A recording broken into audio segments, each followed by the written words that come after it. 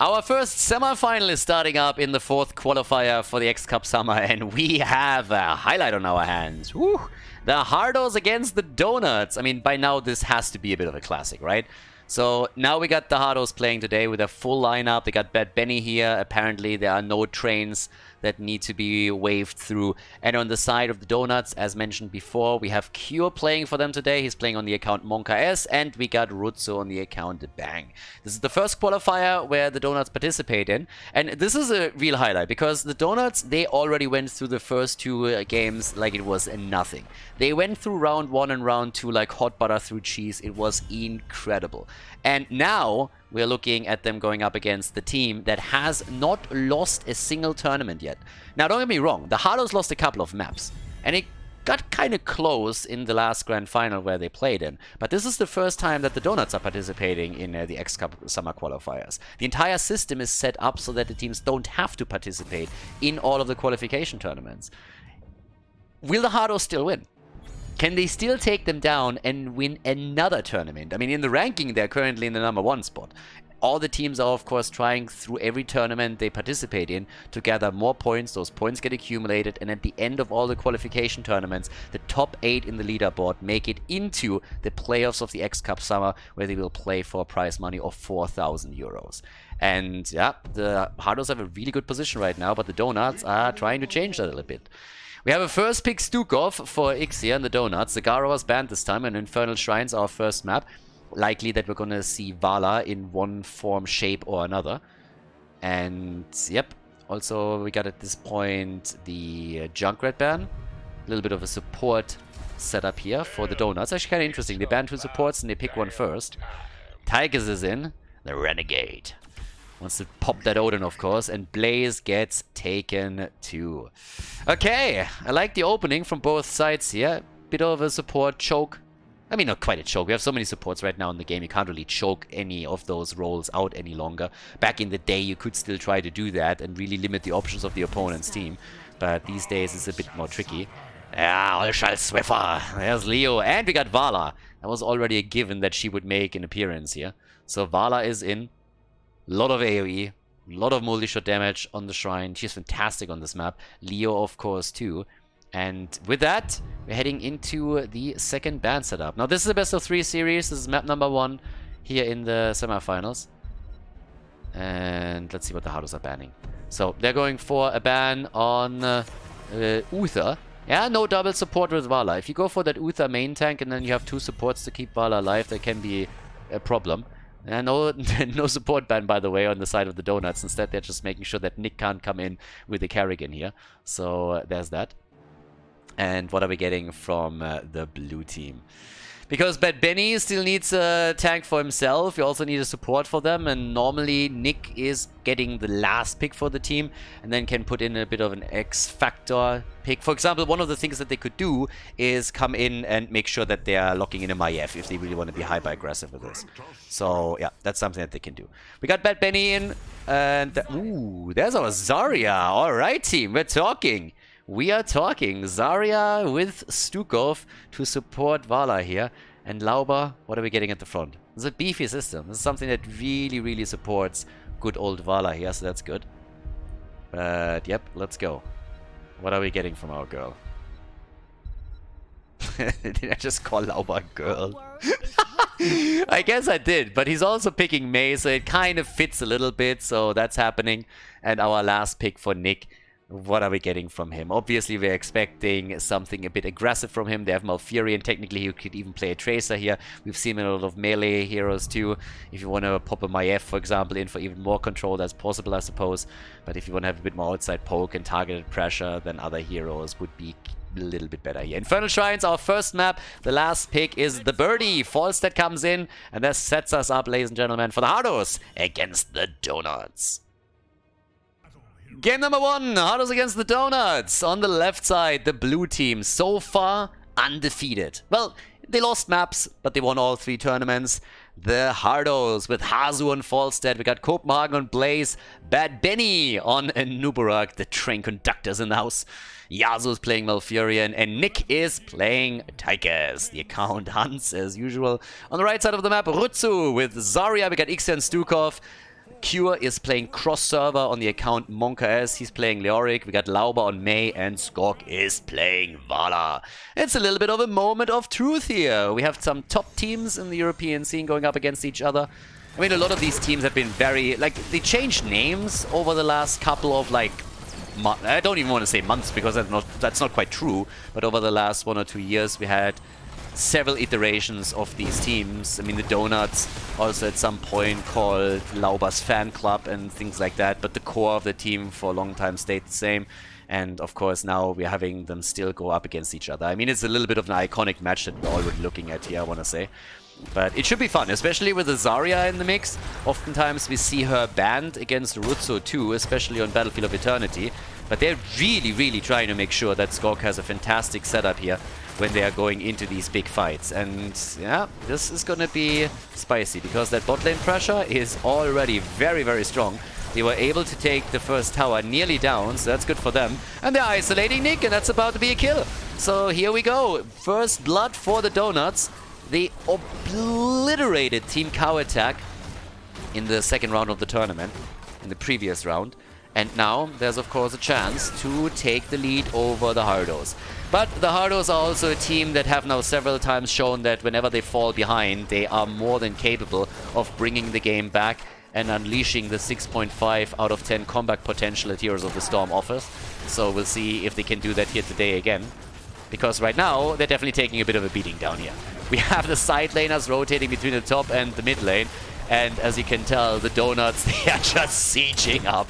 Hazu is getting a bit murdered here. The tower is down, the gate is down. There's a pretty spicy setup from the Donuts. Very annoying to deal with. And this is already screaming Zarya ban in game number 2, no matter how this map ends. The early level 4 allows for the next camp to be taken. Bad Benny is double checking what's going on. And is of course just retreating as Vala is locking in a few additional stacks. Lauber already putting pressure on Nick. And they're invading! They are invading! They're really utilizing that Zarya power in the early game to ensure that they're taking full map control. That's all 3 that they just claimed. And they're just looking fantastic. Now once again, oh, that's a kill. Yeah, that's a dead Leoric. Leo is down, but the camp still got taken. Now the one thing that I want to highlight real quickly, we talked about this already multiple times, especially during the Korean tournament, that you, by the way, can also still find on my YouTube channel. We got the Mass Assassin on level 4. So this is not really a talent that you take because of the takedowns and because you think you're going to complete it, but you want to have the passive. And that passive also synergizes with Odin, so can be a really nice pick. We've seen this a lot more now after the tournament in Korea that I casted 1 or 2 months ago. But of course you can still go for In the Rhythm, you can still go for the bigger they are. It always depends on what exactly you're up against, which map we are playing. The choices on level 4 now for Zarya, the speed barrier. Obviously a highlight whenever you play with Garrosh as well, because it allows Garrosh to move into the opponent's backline and easily flip a target over. In this case it's more so because you want to give Vala more repositioning abilities and really empower her. But it helps everyone else on the team too. Stuko, for example, when he's under pressure, can be helped out. But there's early level 7, and there's already a pretty big lead for the Donuts here as they have the 20. And whoo, Benny is low. Now the quest is completed for Falstead. The birdie is doing well on the stacking, but they have quite a lot of catching up to do if they want to make sure that they're grabbing that objective. And I don't really think that's going to happen. Falstead gets slowed. Good route for Malfurion though. And the jet propulsion! Nice! Great coordination here. Copenhagen with the perfect jet propulsion to hammer Vala into the ground. And you don't have to give Hardos an opportunity like this twice. No, he's going to take it first time. And he got the kill. Trade activated. They're diving in deep for it. Here comes Cure. And he goes for the mace to the face, or at least trying to. Force that flying out at this point. But the Frozen Punisher is still locked in by the Donuts. Nice! That is kind of crazy what we're seeing here. That was a big fight. And the lead in kills now for the Hardos. They got a bait over the wall. There it is. And Zarya is already going for the psss. Oh no! What a kill! Not like this! Benny, no! Oh, hashtag tag me if Benny feeds.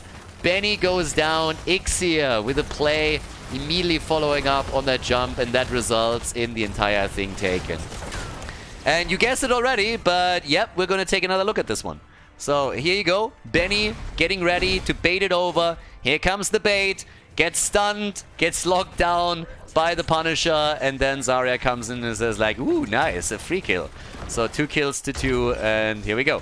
We got half a level until level 10. The red team still quite dominant. And now going down to the bottom of the map to maybe just lock in that camp. And then push for the second fort. Definitely an option that they could go for. But it's party time. Yeah, it's a nice one. Alright, so in the meantime, we got the level 10 abilities. That obviously makes this fort at the bot lane pretty much a freebie. Skog is already dancing around. Cure is still with Leoric ghosting between the middle and the top. 49 stacks already for Falstad. And they are actually trying to defend this. They're doing their best to defend this. And now they have level 10 abilities. They took a beating at the bot lane, don't get me wrong. But they are able to keep the fort in play for now. So there's no catapult pressure through the bot lane. Falstad has also not taken his level 10 yet. I mean, Hazu is usually a Mighty Gust player. And yes, there it is again. I would have been surprised if he went for the Hinterland Blast. Because Hazu... I mean, I remember games on Blackheart's Bay, when that map was still played, where Hazu single-handedly ruined the map by just continuously playing around the opponent, gusting, denying fights to the other team. And he and his boys, they were the ones that just showcased how in Blackheart's Bay you never ever have to fight and you can still win the game. And that pretty much eliminated Blackheart's Bay out of the map pool. So Hazu, he might not have been the only one that was responsible for that, but he was a big part of this. And he was always a Gust player, and his positioning on point. And he's gonna try and use this in this game on Infernal Shrines to ensure that they are getting back into the game and taking the lead in the series. So we'll see if they can actually pull it off. 2 kills to 2. We currently have Leo still ghosting around here, moving up to the top. Went for the Entomb, obviously. The damage output that we're seeing, the 13,000 for Vala, not too shabby. Currently battling with Falstad for the top damage in the game. And they're trying to stay safe here. Bang, bang. Rutsu with Zarya. He's sitting at 7,000 damage at this point. And Leo is still ghosting around. Leo died once, so did Vala. The 2 that didn't make it here. And now it's time for the next camp and soon the next objective. And this time we're talking about a shrine at the bottom of the map. And that's a bit of bad news for the Hardos because they don't have a fountain on that lane anymore. And they don't have a fountain in the mid lane either. So they really have to commit to the fight. They can't just simply at some point tap out, move back to the fort, use the fountain to get their mana back. And things get worse as they are moving up against the level 10 ability and a level 13 ability. Because the extra talent is now in play for the Donuts, and that gives them a gigantic lead, especially with the virulent reaction coming in. We got the Polar Vortex on play, and yeah, there we go already. So immediately Bad Benny is in trouble. Ixia just saying, oh, I got my 13, baby. If you come into the choke point, you are in for quite a bit of damage. But the Hardos caught up. They got their own level 13. Now they fell behind already, but they are going for it. They're popping Odin and they're trying to fight back here. But the Donuts, they have a fountain still, so they can always move back. Cocoon against Strafe, denying it quickly. But still 25 to 8 stacks, the fountain up so they can tap, they can replenish mana and hit points if they want to. So far they're not even falling back, they're just like sticking to the fight. Cure comes in and drops the Entomb, captures Copenhagen here. There's the wall, they isolate Bad Benny a little bit and he goes down. Bad Benny is dead, but Zarya also falls. Nicely done. Good counter kill. Copenhagen on the other hand has to bunker up as he's getting attacked and he is pretty much dead because the Mortar Punisher's here too. He wants a piece of the action, jumps in and takes him down. 4 kills to 3. Things are looking fantastic for them. And they're trying to go for Hazu, but I don't think they can get him here. They can, on the other hand, steal the camp. Now, the Punisher at the bottom of the map eliminated the fort. Now that they're moving through here, they can do some damage to the wall, but the main goal seems to be the fort in the mid lane. And you can't blame them. I mean, that's a really good thing to go for. Eliminate the entire outer ring of defense, and you're going to be in a fantastic position for the rest of the match. Stacks, by the way, very, very different here on Falstad and on Vala. Just compare the two. 28 stacks for Vala, nothing to write home about. Mommy isn't going to be proud for that. That looks more like a participation trophy and not like a rank 1, rank 2, rank 3 thing. You're not going to go to Olympics with this one. 76, 76, 86, 71 for Falstad. That's a bit of a different story though. But they isolate Malfurion, and they get another kill. 5 kills to 3. The Donuts, ladies and gentlemen. They're going hard on the Hardos. Yep, we got our level 16 in. Manticore is ready. And here we go. The Ice Wall catches a Nubarak. Will a Nubarak get wrecked? Nope, not quite. Is able to dive out just before Ixia locks him down with his Lurking Arm. So the forts are all down, and now they're coming into the mid lane here, doing a little bit more damage. Hazu is poking against them as much as he can. Side wall is opened up. The tower is nearly down. And yep, they are looking great here. Lauber already moving down to the bottom of the map. They're just soaking experience here as best they can. And they are heavily at 1.5 levels. Yeah, they're in a happy place now.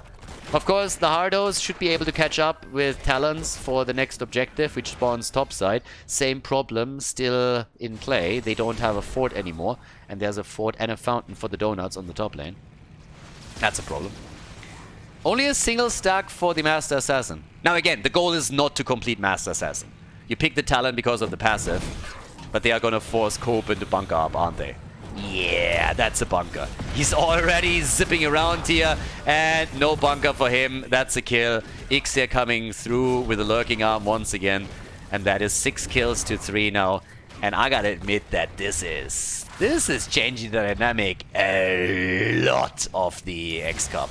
I mean, a lot. It's only game number 1 in the best of 3, but at least at this point, the Hardos, they're receiving a beating. The Donuts are coming in and is like, wait a second, you won 3 tournaments? Well, let's see what we can do about that. We're gonna shut you down right here. And at least in game number 1, it seems like that's exactly what's happening. But of course, comeback potential is always there. And the Hardos, they have been able to come back into multiple games that, by all rights, they should have lost. Now, they have 16 versus 16 for the next fight. That's a big step into the right direction. But they really need to win a team fight now. If they can gain a little bit of momentum, then that's a different story. But they haven't taken a single structure down yet. And they lost every single fort. So, that's a problem. Either way, we got at the top side already our little setup here with the camp. Objective, well, they're getting the catapult in play. Nobody's defending that. Not even Falstad is here to deal with this. So this is easy damage.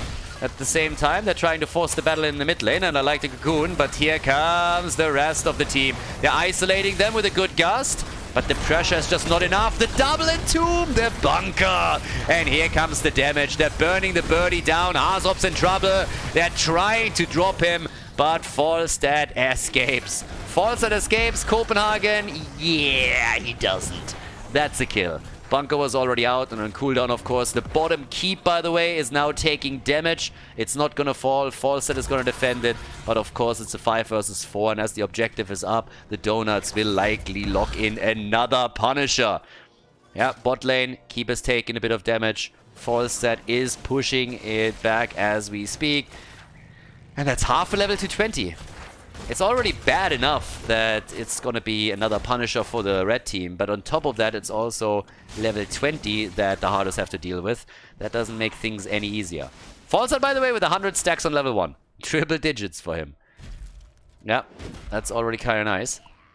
But up at the top, as you can see, Cure is the one sitting this one pretty easily. And by the way, again, I said it before, I say it again, shout out to Cure. He's the only NA player that is willing to play cross-server and deals with the ping disadvantage that the European players, for example, deal with on a regular basis when they're playing CCL. So big shout out to him.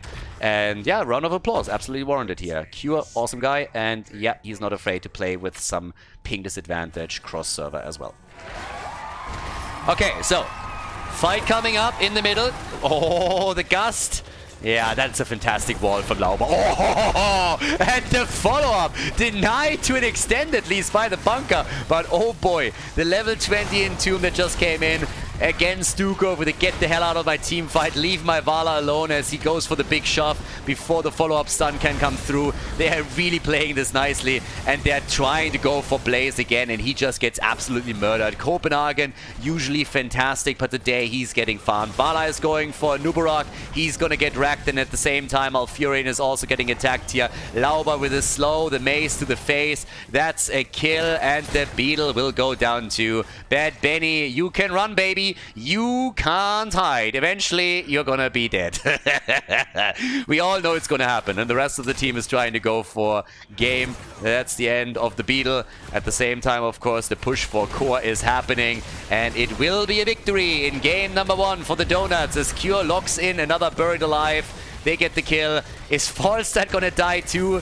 That's the first time that the birdie goes down this game. 12 kills to 3. The Donuts with an impressive victory on the first map in this series against the Hardos. Well done. Let's head straight into game number 2 and find out if the Hardos can bring it back or if the Donuts move on to the grand final with a 2-0. Before we head into game number 2, make sure that you subscribe to the channel if you haven't done it yet so you don't miss out on any future content here on Khaldor TV. Okay, Towers of Doom, everybody. Map number 2, the Donuts are in the lead. And yeah, I've been looking forward to this series ever since I saw the Donuts sign up for this one. This is the first qualifier that they participate in for the X Cup Summer. And I'm pretty hyped. First game was already kind of stellar, if you think about it, because the Hardos, they have won every single tournament that they participated in this qualification series. So obviously they have a big contender here, but they have also won. I mean, this is best of 3, right? So they lost one map. That doesn't mean they're going to lose the entire thing.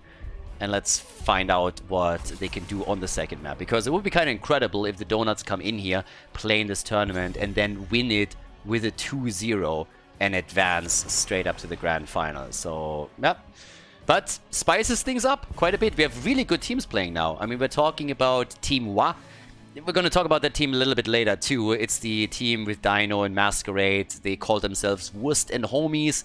Then we called them the Homies, and then they told me, no, we want to be called as Team Wa. And so, yeah, they're going to be called Team Wa from now on. And they are in the other part of the bracket, so they're in the other semi-final, but they're also really, really strong, and they nearly took the Hardos down in the last one, so we are really getting some teams up into the leaderboard that are very, very powerful. And the Donuts, obviously, with the performance that we've seen in the first round, the second round, even the first map against the Hardos, they are definitely now putting themselves in a bit of a favorite role for all of this. So we'll see what they can do here. But either way, we're going to lose your first pick. We have Stukov and Vala taken right away on Towers of Doom by the Donuts. And yeah, bans on Junkrat and Zagara. Nothing out of the ordinary here. But I told you in game number 1 already that we're going to see the ban on Zarya, and that is definitely happening. It's one of those typical bans where you think you can get away with not banning it until it gets picked once, and then all of a sudden we're going to see the bans coming out regularly so that she doesn't get played again. Anyways, Sylvanas and Blaze are both getting locked in. The Blaze pick for Copenhagen, not a surprise. Sylvanas can, of course, enhance those pushes even more. And yeah, I'm kind of hyped. That's a good series. And this only is the semi-final. Only the semi-final here. The loser will drop into the third place decider. We got Carrigan banned out again. Nobody wants to deal with Nick. And Nick had a couple of insane games on Towers of Doom 2 with Carrigan, where he obliterated an opponent's team all alone. At least that's what it felt like, so yeah, you want to deny that to them. But what exactly are the Hardos going to ban here? They ban Uther again, so it's pretty much the same go-through. If you compare this draft to the last one, it's a little bit similar. So we have the Stukov and Vala setup initially, and what the Donuts were trying to do with the Uther ban already on the first map was to ensure that there's no double support Vala that can really ruin their day. What happened was that the Donuts picked Zarya, and that worked really well. But the question is now, do they even need a second support to come in? We could see others too. Or do they just play a little bit of a different style and keep Vala alive somewhere else? Now, we got Lauber on Stitches already, and we have Leo for Cure once again. So Cure's playing Leo once more. It's already locking in this one. And yeah, this is already fun. Having the Stitches in play is kind of cool. If you combo that off with Stukov, you can do a lot here. But they might need a bit more than that. What's the tank for Bad Benny? That's a big question. Are they playing around a Nubarak again? No, it's Muradin. It's the Dwarf. It's the Dwarf, and they get Chromie. Yeah, very likely going to be a swap on who plays it. And with that, we're heading into the last pick here. We're heading into a potential second support pick. I don't really think we're going to get that. But Rutsu, what is he going to play here? Towers of Doom is the second map. This could be the last map of this series. If the Donuts win it, they move on to the grand final. But yeah. Oh God, I would love a third game. Either way, it's going to be great. So right now, we're going to have our last pick. It's Anduin. They go for the double support. The Crybaby is in the house. Double support Vala, Towers of Doom, Donuts against the Hardos. Let's go. Game number 2, Hardos against the Donuts. We got the lead for the red team. Hazu's playing on Chromie. We got Yasuo and Lucio. Copenhagen is playing Blaze. We got Nick on Sylvanas and Bad Benny on Muradin, the dwarf. Bang, aka Rutsu, on the side of the red team with Anduin. We got Ixia on Stukov. We have Cure on Leoric. Lauba on Stitches. And Skok is playing Vala. Alrighty, let's go. At this point, we got on level 1 the Patchwork Creation. We got Dawson's Renewal, New Habits for Blaze, and the block on the side of Muradin. So yeah, hopefully for the Hardos and for the Hardos fans, the last game was a bit of a wake-up call. We'll see if they can bring this one back, but obviously the pressure is now on the blue team, as they have been obliterated on the first map, falling behind now, and there it is, the first kill. Nice, this is exactly the opening that they need to go for. Awesome, and yes, the second kill. Haha, there could be a third one too. Lauba's in trouble. And they save him. Nice hook, and it puts Benny in trouble, but he makes it out and Leo dies. That's 3 kills to 0. What a starting to this game. That is insane. That is an insane opening here, so... I mean, I know I say it a lot, but it doesn't get much better than that. You could have killed all 5, I suppose. But 3 kills in the early game against the opponent's team out of nowhere. Well, maybe not out of nowhere, but at the 5-man brawl. That's pretty incredible. That's exactly the statement that you want to make after you lost the last map. So, Muradin gets attacked. You need to be a little bit careful with Benny here. He was trying to see if they can maybe invade the pumpkin camp, which didn't really work out here. But I am very, very happy about the opening. This is promising to be a good series. I mean, a good map. The series already from the get-go was promising to be fantastic, and so far I really enjoyed it. Now that the pressure play is there, Lauba misses the hook. Zoning hook. More what we saw here. But here we go. Half a level is what they are ahead right now. I mean, the 3 kills is more of a statement, obviously. You're still very early in the game, so the kills don't really give you that much experience, and the death timers are low. But it gives you a certain amount of control over the map, at least initially. You can always bring that back easily with a few kills on your own, and that's exactly what they're trying to do here. It was a decent hook against Lucio, but he was able to slide out. There's the level 4 abilities now for both teams. And Skok on his Vala is starting to stack a little bit. Tries to stack his level 1. Q is doing the rotation between the lanes again, as you would expect from him. And they are going for a bit of Lucio chasing at the bottom of the map. The problem with Lucio is you can't chase him all day long. That fucker just always gets out. Or at least that's what it seems like. Now they try to go for a bit of tower pressure, and I really like that from the Donuts. They take the smallest opportunity and try to translate it into some damage. Now Chromie is coming in too and trying to push them back here. But yeah, not quite. 3 kills to 0, still that half level lead that we talked about earlier. On level 4, we now got the Reverberation kicking in. And with the triple altar popping up, that's normally where you get the 2-1 trade. We'll see if it comes to that, because Blaze is already channeling the top. Cure should have an easy time getting his own. So the altar at the bottom of the map is the one they're fighting over. Nice hook, but can they really get Muradin? And the answer is no. Lucio is a bit far out there and eats a lot of damage as Vala closes the gap and gets more hits in. Yeah, they're going for Benny and obviously try to prevent the trade from kicking in. Good Stormbolt though. And that is where Anduin comes into play. The double support setup so far. Lauba hooking the wrong direction here, but they get the kill anyways. Lucio is dead. Bad Benny is... Bad Benny gets away. Are you kidding me? Wow, I thought Bad Benny was dead Benny, but he made it out. And the interrupt is still there. Guys, check this one out. Look how many hit points he has. He has nothing. He has nothing. And both of them, Blaze also nearly down. But the channel comes in for the red team. They get it. And that allows them to take the lead once again. They have the early level 7 as well. Now, they might not have gotten the kills, but they got the altars. And they have turned it around in experience. It's crazy. How did he survive that? Alright, but either way, now we got the Serrated Edge in, we got the Hot Pursuit, And we have on top of that the heavy impact right here. So in comes the camp that they can take. Red team is trying to do the same thing. They're a little bit late on it, and Hazo has already provided vision, so the blue team is locking up on this. But can they really take it? Lauba is holding the position against Benny as best he can. Skok with the damage. Mirrodin has to move back, the hook, and that's the kill against Mirrodin. Mirrodin is down. And they might get another one if the next hook can connect. I don't really think so, though.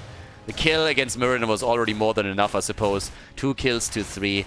And it is impressive. The Donuts, they are doing a fantastic job. And I want to remind all of you what happened during the Master Slash, by the way. Master Slash qualifiers, what happened there in the season, even, was that the Hardos won everything. The Hardos won everything. And then they faced off against the Donuts. And the Donuts were the first team that was able to take them down, not only win a map, but decide the series in their favor. The Donuts are still the Hardos kryptonite. It's insane. It's insanity. I mean, this has been true for a long time now. The Hardos, they struggle against the Donuts. The Donuts just have this style that the Hardos have a tough time dealing with. And it doesn't mean they can't win a series. They definitely can, but it is so much more difficult for them against the Donuts than against any other team. There's the light bomb and the kill. Beautiful combo. You get the Gorge, you drop the light bomb on Stitches, the target pops out and it gets killed. Shots are fired as the top left got channeled. Now Cure is channeling the top right, and the team is in the meantime pressuring the bottom bell tower in an attempt to convert it over. Good combo against Bad Benny. I mean, he pretty much lost nearly all of his hit points there. Saved himself just barely, but that just continues the pressure play against the bell tower. Even if they don't get it right now, it's going to be so low that it's an easy pickup later on in the game. Impressive performance once more by the Donuts. But it's not over. The party isn't over, and the Hardos just got their level 10. Now we got the high 5 in. We have also Bunker. I mean, duh. Mirrodin is going to go for Avatar, and the only question is, what are we going to get from Sylvanas? And it is the Wailing Arrow. Yeah, here's the Avatar. He tried to bait us a little bit, but this is North America. We're not going for the Haymaker here, at least not in the game that matters. For the memes, maybe, but not in a game that actually is close. So, Vala was a little bit out there, but you always got Anduin. And Anduin does what he does best. He pulls targets out of harm's way. Good for him. Here comes the light bomb. The setup is ready. They have the bunk on the ground too. The Stormbolt connects and hits too. And that puts Rutsu into trouble. Anduin jumps out of the fight, and here comes Cure. He's trying to go for it. The kill against Blaze. Well done with the Gorge. They got him isolated. Now they're trying for the second kill, and they lock it in as well. That's the third one, and they are stomping Lucio down. Benny about to die. This time the Dwarf didn't make it. Kill after kill, and that results in the bell tower converted. That is just, once again, huge momentum for the Donuts. I mean, look at the kills here. They got the kill against Chromie as she's trying to escape. Then they go for Bad Benny. The Dwarf doesn't survive either. And now, of course, you can go for the altars. You can steal the opponent's pumpkin camp away. This is just looking great. And it's 32 points against 23 once that the 5 shots connect. There's not going to be an interrupt for now. And thanks to the bot lane control, they could try and escort the pumpkins through towards the core as well, which is obviously the game plan here. With Stitches against you, it's difficult for the Hardos to defend this, since a good hook could mean the end of one of them. Chop Chop is in. Still, best talent name. I mean, he doesn't get... That one is awesome. Chop Chop Chop Chop. And he has, of course, the extended range now as well, since he hit level 13 already. So they're starting to move in. One shot comes through. Can they get another one? No, not quite. But there's another 3 pumpkins that are going to march towards the core in just another moment. 8 kills to 3. Look at the damage numbers here. 30,000 for Vala, 35,000 for Chromie. They're trying to get the pumpkins connected. Minion wave is already down. They go for Chromie, and she makes it out. But the pumpkins, all 3 of them connect. That's 3 more points off the core. We're talking 19. The Gorge against Bad Benny stopped him and also put him in some trouble as they escorted him into the range of the bell tower itself. But yeah, this is looking great. Now, topside, Copenhagen and Leo, they're still playing the little game here. They're still trying to soak the side lanes as best they can. Of course, at the bottom of the map, the whole ball game for the Donuts is now to try and protect the bell tower that they control. The bot lane is the most important one of Towers of Doom, since you have 2 pumpkin camps marching through it, and we could just a second ago see how much damage that can do to the opponent's core. We're talking 19 to 32. But it's even talents. It's a 2-level lead for the Donuts. That's great. They have a stats advantage now over the opponent's team, but we also have even talents, and that's the most important thing. So this is the best chance that the Hardos had so far to bring this back. Now it's a bit rough for them, since both of these altars are now popping. And at the bottom of the map, at least, that's a very difficult bell tower, a very difficult altar to access if you have no bell tower control. They go for Cure, but he makes it out. Cure is still alive. Stukov slides down for the 5 shots, and he's going to get it. What's happening in the middle of the map, though? Yeah, hook coming in from Lauber. He's moving away. 5 shots already fired. That puts the core down to 14. But at least Leo has fallen to Sylvanas at the top. So now it's a 5 versus 4. Leo will be back in 28. There's the Gorge. They're trying to get away once more. Nice! Vala with the Rain of Vengeance. They're going straight in for another big multi-shot setup, but it's a kill against Anduin that shuts it down. And the Hardos are gaining momentum in the fight. They're going for kill number 3, and they lock it in as well. 3 kills, a hook, and a counter kill, as Lauber is able to at least lock 1 in for the team. But the altar is now up for grabs here, and should easily be taken by the blue team. Now Leo is back, and it turns into a 3 versus 4. They're forcing Blaze to bunker, and this might not be over yet, because level 16 is ready. But Leo died again, and he is obviously there. He can provide some vision, he can provide some slows, but it's still doubtful that they're going to get this one. They get Muradin, though. Damn! 3 shots are fired in the meantime, so at least the channel came in. But now it's 10 kills against 7. Yeah, and here also another look at the team fight. So this is when Anduin got killed. They went in, they took down Stukov, and then after that the good hook against Lucio, and that one was so important. If they don't take Yasuo down here, then they have no chance of following up with multiple kills and really threatening them. But they were able to take down Muradin. Vala, of course, with her Manticore on level 16 is now absolutely shredding him. And they're getting the pumpkins again. Chromie is trying to already take down the bell tower slowly but steadily. Of course, the blue team is attempting to regain control over the bot lane. And they might just be able to do it if they hurry up a bit more. Nah. Red team is in position quickly enough, and now they can defend the few remaining points here. But Chromie is going to poke. Chromie is going to poke and continue that poke. So I guess eventually we're going to have the Hardos reclaim that position. Level 16 talents are now also ready, and that makes it easier for them. But we also have a triple altar phase coming up. And that's dangerous. That's really dangerous. 14 points in the core against 29. That's not easy. So with that, we have 40 stacks now. What's Vala's damage actually looking like? 44,000 for her. Chromie sitting at 45. Sylvanas at 47. Both of them are ahead of Vala. Doesn't, of course, help you a whole lot. Something's broken in this game, too. Lauber hasn't died yet. He's the only one that hasn't died yet. Something is not quite right here. So, yeah, this is a bit tricky. Now here comes the hook. And the Gorge, where's the light bomb? Ooh, not this time. Pulls him in.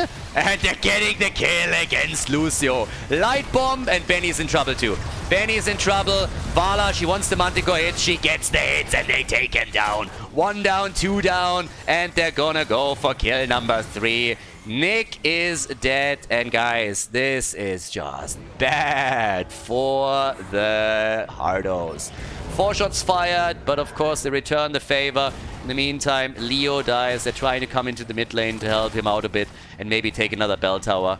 But yeah, this is starting to be a bit of a disaster. So look at this fight here again. So once they come through with a kill against Lucio, they follow it up with a Muradin kill in the battle. Now they're going for boss. They can easily take all of this. This is going to put the core down to 2 points. I mean, we're talking single digits now. 8 kills to 14. The Donuts want to go to the grand final, as you can see. Shots are fired from all angles. Boom. 2 points on the core against 25. 4 bell towers to 4. 1 single altar channel is all that's needed now for the Donuts to take down the Hardos. The team that hasn't lost a tournament yet in this qualification series, and move on to the grand final. So, yeah, impressive performance here by the Donuts. It's not quite over yet. This is a comeback map. We've seen insane comebacks. But I'd lie if I tell you that it's going to be easy for the Hardos. Not even a little bit. Because the next problem that they're facing is that level 20 will still be much faster for the red team. Now, we had a lot of fights, we had a lot of kills, and obviously as you get those kills, one of the things that also you're gonna gain is the extra experience, and you close the gap a little bit, but it's still more than a level lead for the red team, and that means that we're having an easy level 20 advantage around the next objective, and that's a single altar at the bottom of the map that will decide the outcome of the game. Well, at least it's the first match point, so to say, for the Donuts. And as you can see, with the hero experience, there's a bit of a lead for the Donuts, but the Hardos brought it back, at least to some extent. Okay, hits keep coming in. Altar isn't adjusted yet. Leo goes down again. Cure is playing Leoki.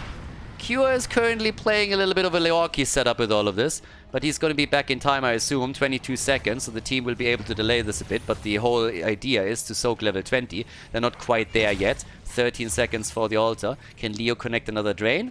He kind of has to try to. Because they need him back. He's providing the vision. A couple of interrupts will go a long way here. But the channel is important. Yeah, that hook right there. 17 seconds for Leo. They might give this one up.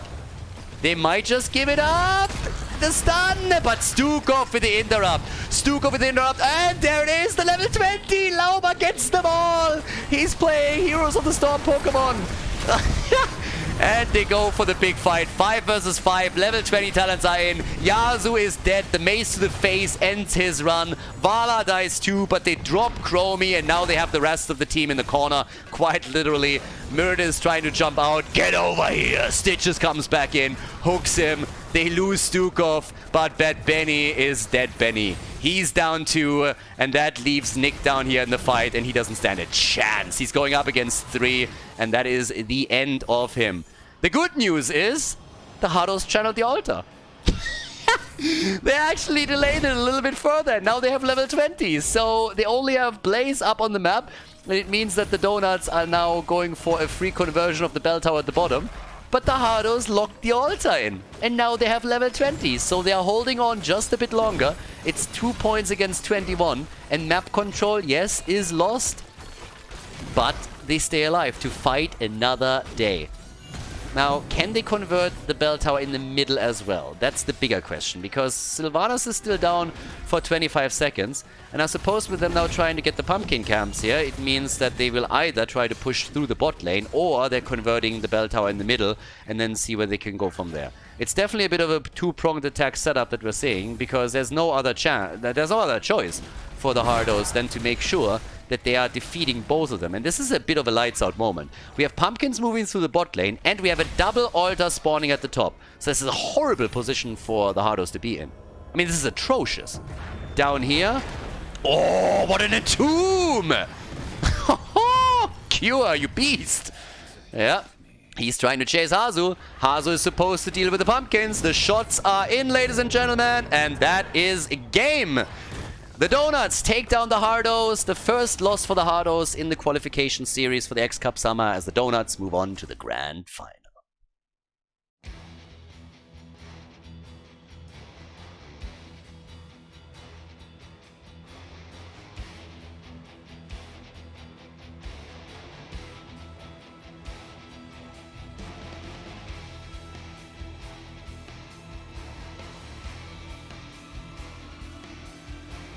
Thank you everybody for watching the video today. I hope that you enjoyed the show and the commentary.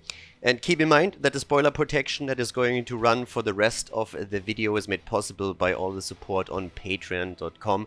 So guys, if you want to support my work, if you want to help me start new projects and keep the spoiler protection in place, please consider heading over to patreon.com/Khaldor. There's also a link in the YouTube description, and check that out. Thanks in advance, and see you guys next time with more esports coverage here on Khaldor TV. Have a great day.